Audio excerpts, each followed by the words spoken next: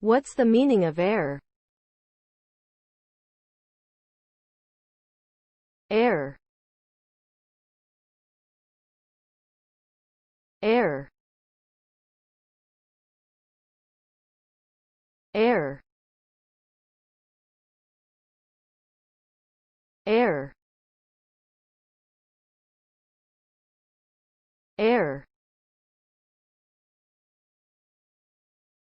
Air is the invisible gaseous substance surrounding the Earth, primarily consisting of nitrogen and oxygen. It is essential for the survival of living organisms as it provides the necessary oxygen for breathing. The air also serves important purposes such as regulating the Earth's temperature, distributing moisture, and carrying pollutants. Without air, life on Earth would be impossible.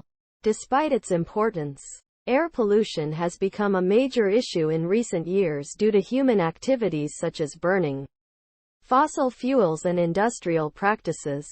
Clean air is crucial for maintaining a healthy environment for all living things.